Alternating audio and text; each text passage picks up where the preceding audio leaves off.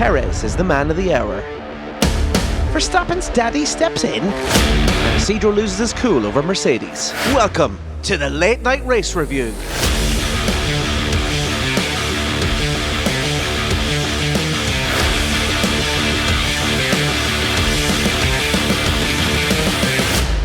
It's Sunday, the 5th of June. Thanks for joining us here again for another episode of the Late Night Race Review. I'm Dave Jericho, and with me as always, a man with so much negativity, he needed a second building to keep it all in. It's Mr. fucking two buildings himself, Owen Scott. Also joining us is a man bursting with so much positivity, he can put a good spin on a colonoscopy. It's Mr. Isidro Gonçalves. On this week's episode, we'll take a look back at the biggest headlines in F1, what we hope to see in Baku, and we'll discuss some of our predictions for the 2023 driver lineup. As always, your support for the cast is much appreciated, so get hitting those like and follow buttons on social media and get sharing with your friends. Now, it's time to hand over to Mr. fucking two buildings himself and get on with the show. Well, if you count my house, it's now 3 buildings. Evening, lads. How are you keeping? And a third building that's so big, he needs 2 routers. That's right, that it keeps on disconnecting from. How are you keeping? I hope you had a great bank holiday weekend so far. Well, I hope Isidro has, Dave. You can whatever. Yeah. The talk of the town since Monaco, lads, has been Sergio Perez. A fantastic win that puts him right into the title race where he deserves, alongside Charles Leclerc and Max Verstappen, and being rewarded with a 2-year contract extension. Dave, what do you think of the timing from Red Bull and seeing Perez alongside Max for another 2 years?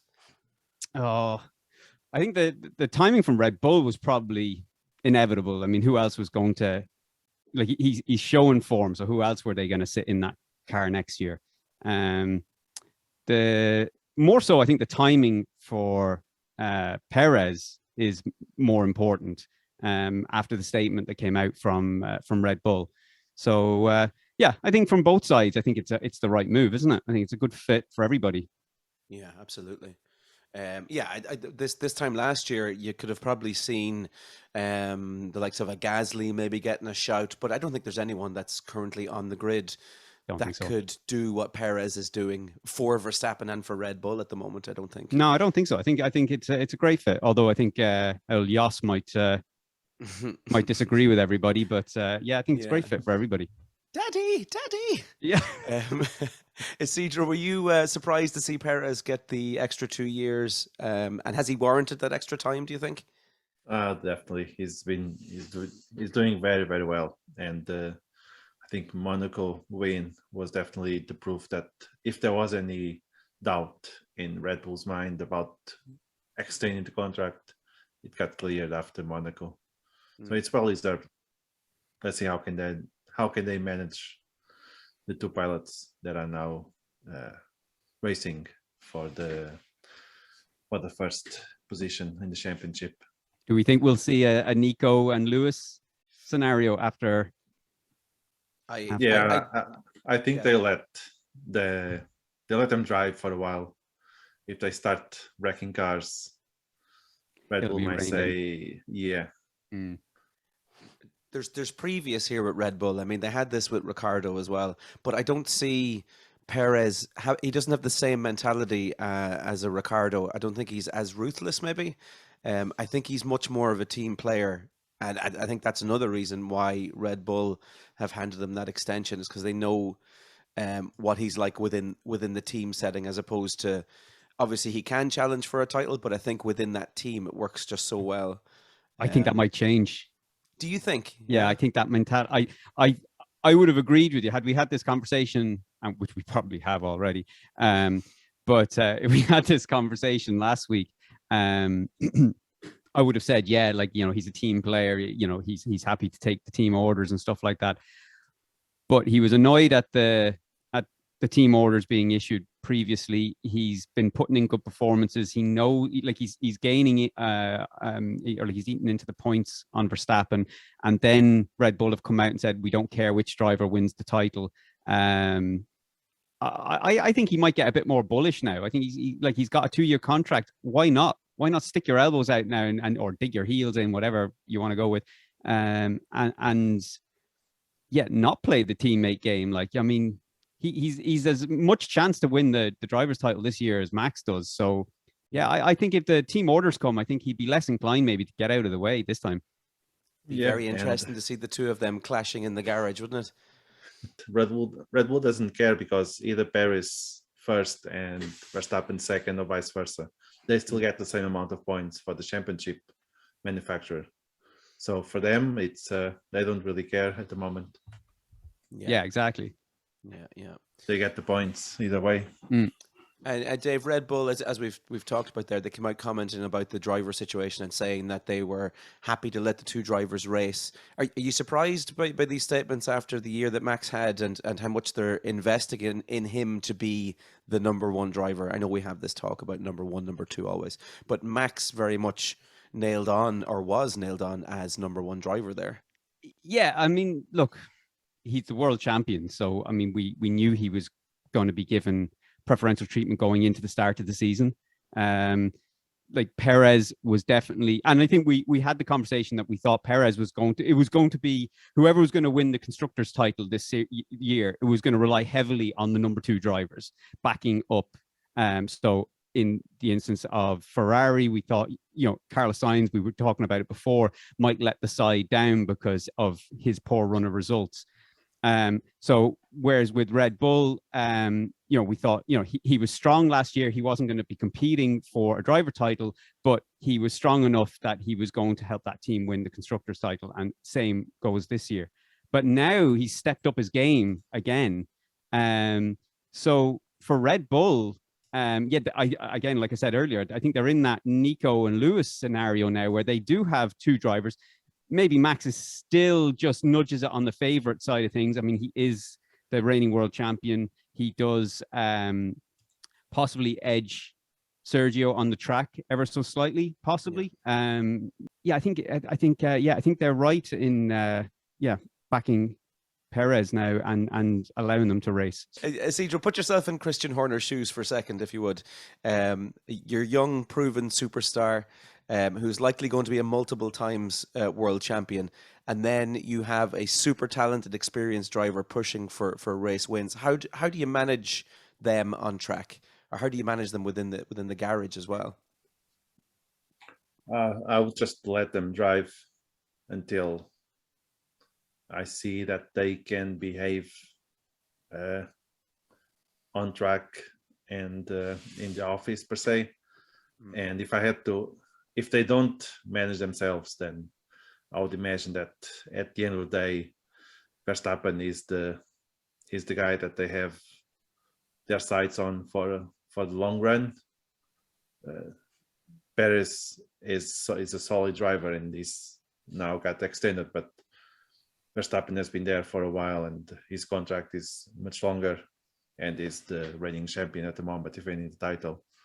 So if they have to pick, if the drivers don't handle themselves well on the track, I imagine that at the end of the day, Max will be number one and Perez number two. Would it be fair to say that Max has experience in this situation already? With the past with Ricardo, I'll say he has some experience, but now I think he feels that he has the backup of Red Bull, not only because he's a champion, he's defending the championship, and also it's been there for a while. But Perez is a solid, mature driver, so he also knows what to do in these situations. I think Verstappen is good, but he's still a bit, I'm going to say he's a bit young, because it is, but Perez is a bit more mature, so he knows probably how to handle these situations. I think another thing that's, which I don't know whether you were going to bring this up as well, Scotty, but it just speaks a bit to the mentality with Jos Verstappen coming out and sort of slamming Red Bull for their comments about treating each driver equally, that they didn't care who was going to win the driver title. And it almost struck me like you know, like Mazepin. Do you remember, like in Drive to Survive, they sort of highlighted it where Mazepin was complaining about his car. I want his car. You know, give me the same car he has. And they're sort of saying, we both have the exact same car. Like you're just, you know, you're just not driving it as well. And it just smacked of that. It was like Jos Verstappen kind of saying, oh, you know, you're not giving my son preferential treatment. It was terrible. Like it was, and from Jos as well. Like, I mean, I thought that was really childish, and I really kind of spoke a bit about the mentality in the camp, about maybe they're a little concerned, especially maybe, you know, from the outside looking in, you know, they're a bit concerned with Perez's sort of sudden rise of form. I think be interesting to see how that pans out, whether that's that sort of conversation with Jos and Red Bull gains more ground as the season goes on, if Perez starts gaining up, you know, racking up some more wins. Yeah, I mean, it's beneficial, obviously, to have Jos in Max's corner because of the experience that he has, clearly. But it's situations like this where it really doesn't help him. As you said, it doesn't look good to have your dad coming out and making comments in the press. And I don't think any other managers... Jos is his manager, I think, really, isn't he? I would imagine. I don't know, but I would imagine he is, yeah. Yeah, it is. I think that that was made like official, but I don't see any other managers of drivers coming out and making statements in the press like that. No, so it's really not to Max's benefit to have. Although, in fairness, there's not many drivers that are in the same situation like that they're in. But still, it's terrible. It doesn't look good. It's not a good. It's not. Can you imagine, like, if Lewis's dad came out after the race last season, and just started just absolutely moaning about the result and stuff like that? I mean, it's literally like your mum driving up to school with you by the hand and being like, "Are you bullying my son? Yeah, please don't bully my son." Exactly. Mom, you're embarrassing me. Please, they're gonna bully me more now. Yeah, exactly. Poor old Max. But anyway, Dave, keeping it with Red Bull, we'll stay there just for the moment. Verstappen suggesting this week that the drivers who bring out a red flag during qualifying should be given penalty points. What do you think about that? It depends on the circumstances of the red flag.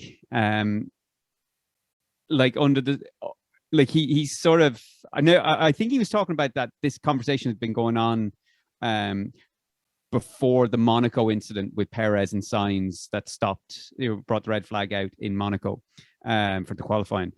But again, in the event of, say, for example, what Nico Rosberg did, I mean, that is which was in Monaco as well. Now, again, that wasn't a red flag that was brought out, but it affected the drivers behind. Yeah. So it's very much in the circumstance, because, you know, a genuine accident, it's a bit harsh. Do you know what I mean? Like, I mean, you don't get a red or any penalty points for bringing out a red flag in a race. You know, unless you've done something absolutely bonkers. If it's a racing accident, it's a racing accident. Same goes for qualifying. It's when it looks like it's intentional and malicious, then that's up to the stewards then to decide, was that an intentional? Like, do you remember when was it last year when Leclerc crashed in qualifying?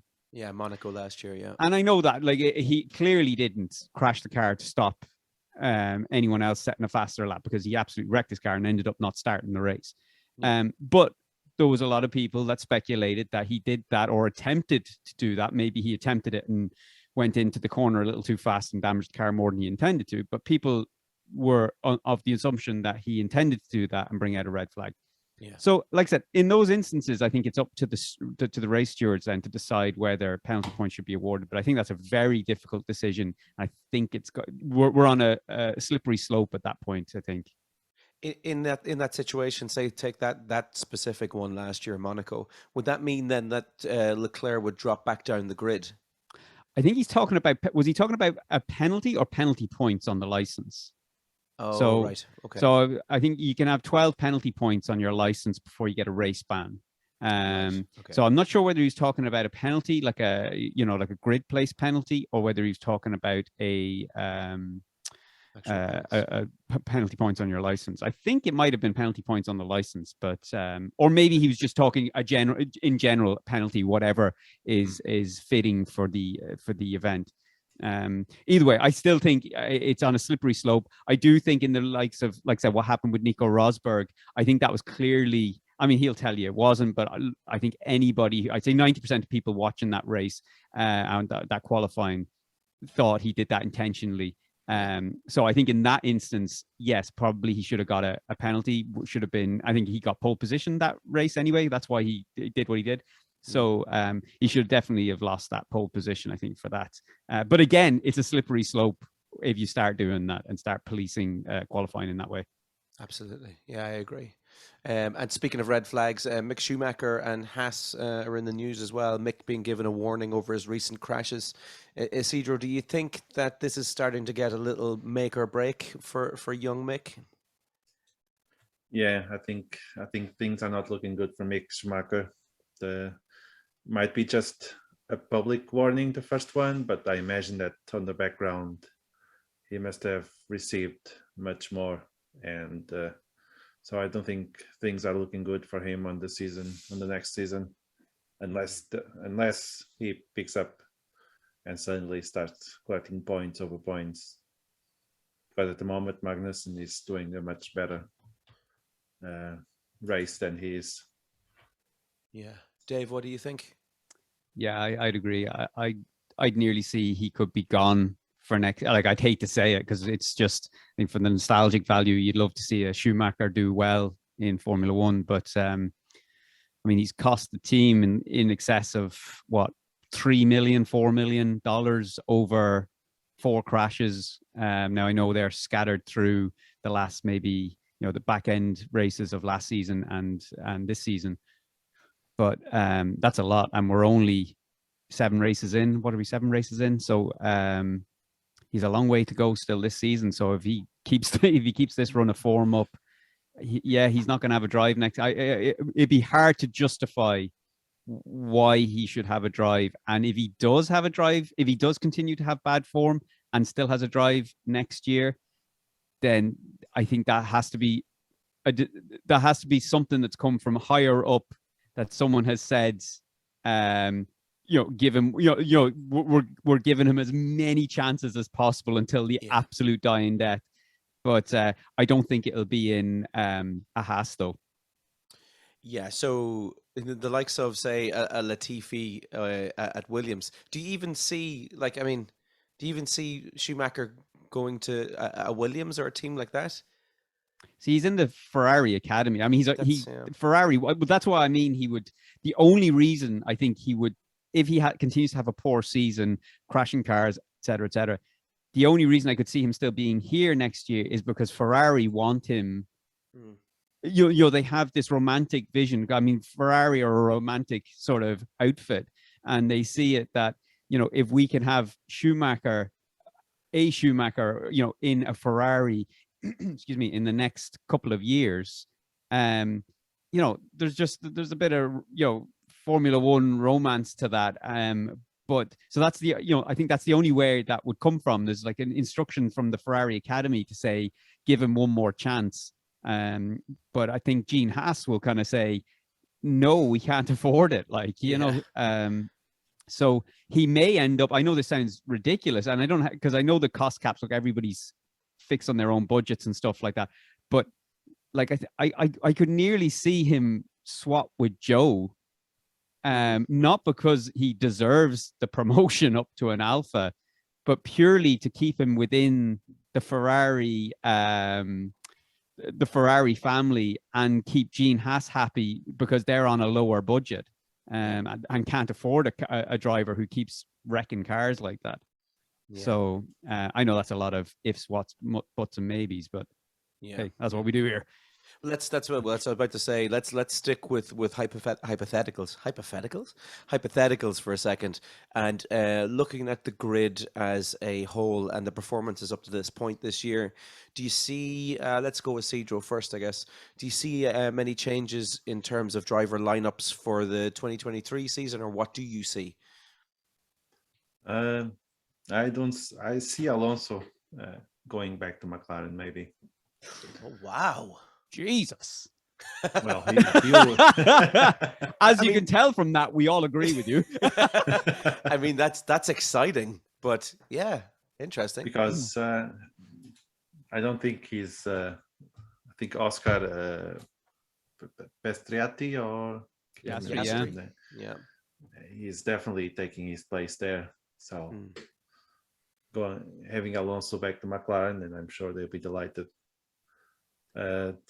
Haas, I think Magnussen is definitely has a seat there for next year. Not so sure about Mick Schumacher. Yeah. De Vries probably come in for Latifi then in Williams. Latifi's. I'll be surprised if Latifi's still there next year. I'll be surprised if he's there till the end of the season, if I'm honest. Next week, even. Yeah, if he turns up for Baku, yeah. He crashed the car on the way to the track. Yeah. I think Schumacher has better chances of staying next year rather than Latifi. Oh, I agree, but that's even if just because he carries the name Schumacher, I'll say that will have some weight on the decision. If any team has to pick between Schumacher and Latifi, they'll definitely go with Schumacher, even if he crashes the car every 3 races or something. Yeah, I'll give you a 50-1 bet that Latifi goes and legally changes his surname to Schumacher. Just to get another year. And on you mentioned Nick de Vries there, Dave Robinson of Williams coming out and talking about him and saying that he was a top quality competition driver and that he was worthy of a place on the grid. So there's whispers and rumors there, or looks like it's starting anyway, that Latifi might be on the way out. Yeah, but these whispers started a while ago, didn't they? Like it's like the man spins that car all the time, like all the time. Like I think is it every race weekend? Yeah, pretty much. Like you know, whether it's a free practice, whether it's a qualifying race, whatever. He's spinning the car, he's in the gravel, he's in the wall, he's in someone else's car. He's, you know, the man crashes the bus on the way to the track and he's not even driving the bus. Like, you know, that's how bad he is. Like, so yeah, he's got to go. And look, all jokes aside about his the accidents and stuff that he has, but I just think in terms of, even if he didn't have an accident, I just don't think he has the pace. Do you know, he doesn't have the nerve to eke that extra a couple of tenths out of that car that is capable of it, that obviously Albon and George Russell managed to do. On Nick de Vries, I think, unfortunately, I'm not 100% up to speed now on the current F2 lineup, because there was a lot of F2 drivers that the likes of Callum Ilott and stuff like that, I think Robert Schwartzman is still, actually, do you know who's actually good? Sorry, I'm jumping off Williams altogether because he's a Ferrari Academy guy. The guy that came in after Leclerc left, oh Jesus, what's his name? Pourchaire? Is it Pourchaire? He's absolutely incredible, I think.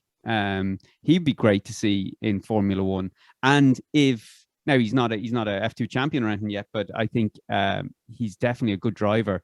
So yeah, I think there's great drivers coming out of F2, but I just don't think the right ones are getting the drives. We kind of we skirted around it a little bit, Isidro mentioning Alonso and a McLaren move there. Danny Ricciardo has been in the papers this week. What do we think is going to happen this year with Danny? Are we going to see an upturn in form? Is he leaving McLaren? What's going to happen? Yeah, Ricciardo has been on the news, and they're definitely not happy. I mean, he's a good driver, but he hasn't shown that for the past few races.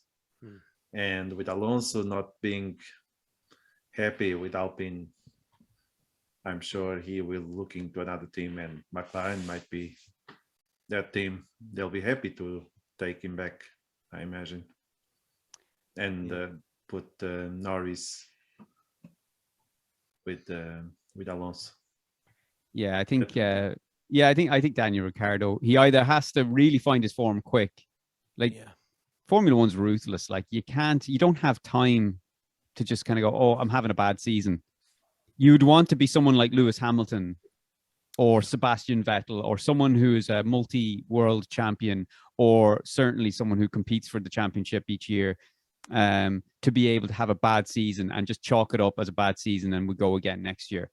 But Daniel Ricciardo, unfortunately, he doesn't have that luxury. Like great driver, always was like in terms of his style, he was always like the last to hit the brake pedal. Like he was always late on the brakes, was great at doing those sort of lunge overtakes into corners.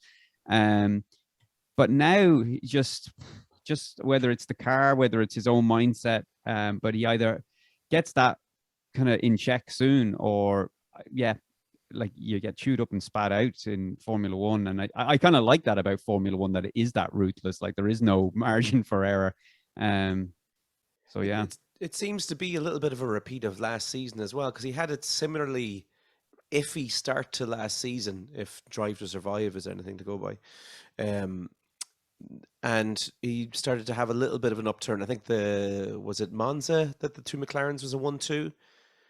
Was that Monza? That's right. Yeah. And things started to kind of pick up a little bit for him. So, I mean, it seems to be heading that direction. Maybe it's just that, again, the new car, and he just takes a little bit of time to kind of get into a season, or he needs a big result to get himself kickstarted. But I mean, as you say, Formula One is absolutely ruthless. And I don't think anything would excite me more than to see Alonso and Norris lining up together, two fearless drivers. But it'd be sad to see. It'd be something sad to see Ricciardo. He's a great character in Formula One. That smile, that winning smile. He just brings a nice character. Yeah, great character to the grid and stuff like that. But also it'd be a bit weird seeing him in a, kicking him down the grid. Like it's like looking at Sebastian Vettel now. It's just sad to see. It's like it's like one of these 80s rock stars who leather pants, fucking top off, looking fucking slick, and then they're just fat and bloated and just with a bottle of booze and a brown paper bag, and you're like, oh, this is sad looking. Driving for Haas. Right, guys, we're about 1 week away now from race day in Baku. Let's move on and talk race weeks. What do you think of, or what do you think this track will favor in terms of teams? And then keeping in mind, this was a win this time last year for Sergio Perez, ironically enough. Dave, let's start with you. I was thinking about this, and I wish, because we did our predictions already, and I know they're locked in, it's done. But I have a feeling, this is just a gut feeling, that the Mercedes are going to do really well. Ooh. Because they had the pace, I think. I remember looking at the speed traps and stuff in the last couple of races. Like, they're starting to get the pace. And I think a lot of their issues was still like the cornering and stuff. But in Baku, like the corners are slow speed corners, I think, in most of Baku, or they're sweeping. I don't think they're corners that would affect their porpoising that they have within the corners. So I think they're starting to get on top of that porpoising anyway. So even if they do have any down the straights and stuff like that, I don't think it'll maybe impact them as much. So I'm confident, or I'm quietly confident. Well, not quietly, I'm recording on a podcast. I think the Mercedes will go well for them this weekend. Correct me if I'm wrong. Is this not the track that has the longest straight? Yeah. On the schedule, yeah. There is whispers coming from Mercedes about upgrades. Isidro, have you read anything about these upgrades? I have to disagree with David. I don't think the upgrades with Mercedes will be the lucky start for them. No, but you think Alonso's going back to McLaren? Yeah. For the race, I mean, last year should not be the best thing to compare, because Vettel finished second last year with Pierre Gasly, so that's definitely not going to happen this year. Yeah. I'll say that because it's a fast Ferrari will probably be the ones with the fastest car, and I'll not be. Hang on a second. Let me just jump in here. Let me just jump in for a second. Sorry, Isidro, just cut your flow here. I wasn't saying that McLaren or Mercedes were going to win it. I just meant that they were going to have a good weekend and we're going to go well. What's a good weekend for you then? If it's not winning, I think we might see someone on the podium. Russell.